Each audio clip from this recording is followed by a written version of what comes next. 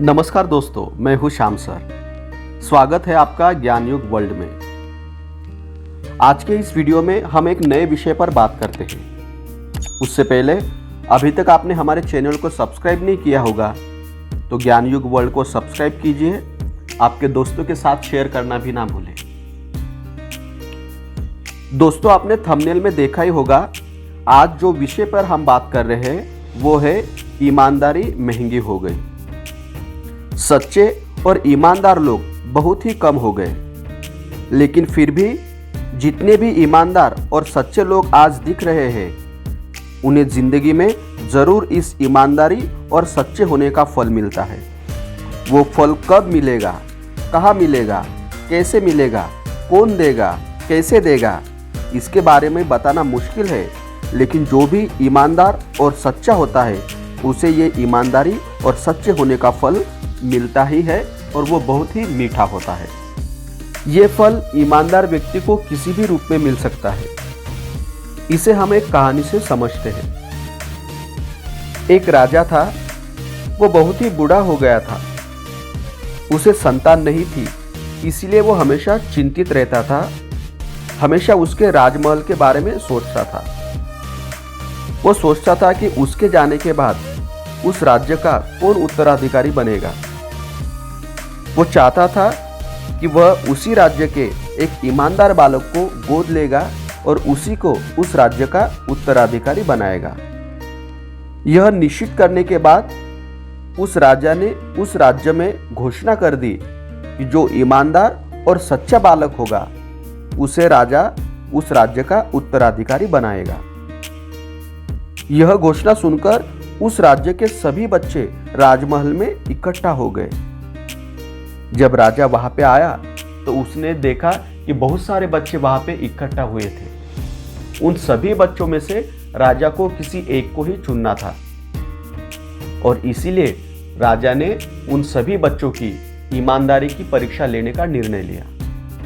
राजा ने उन सभी बच्चों को अपने पास बुलाया और उनको बताया कि आपको मैं एक बीज देने वाला हूं।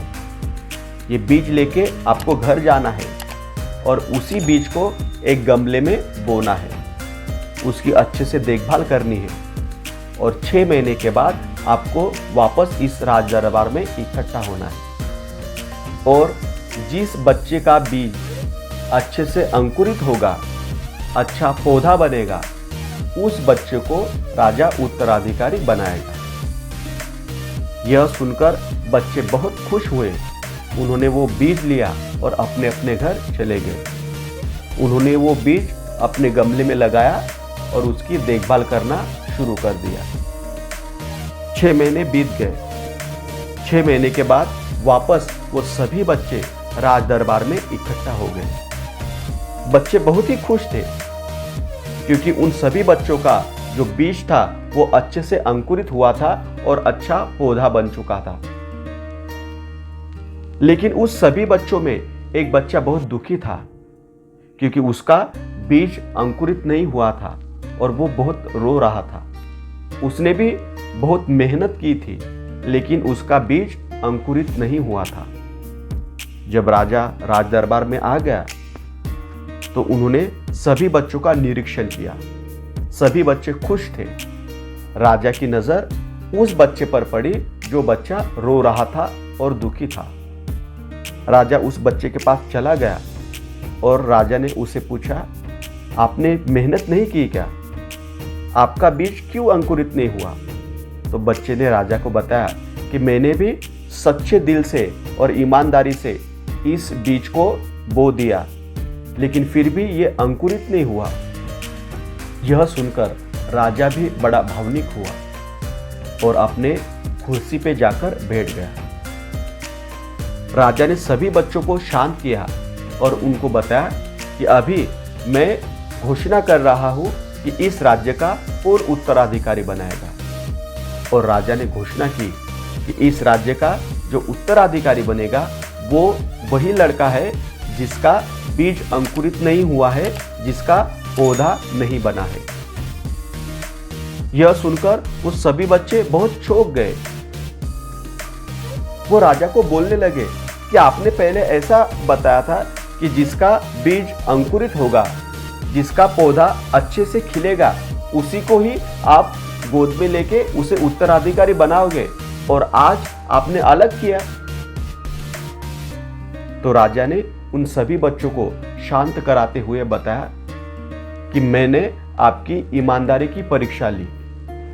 मैंने आपको जो बीज दिया था वो बंजर बीज था, तो वो अंकुरित होने का सवाल ही पैदा नहीं होता। लेकिन इस राज्य का आपको उत्तराधिकारी बनना है, इसी लालच में आपने जो बीज मैंने आपको दिया था वो फेंक दिया और दूसरा बीज लेके आपने उस गमले में बो दिया।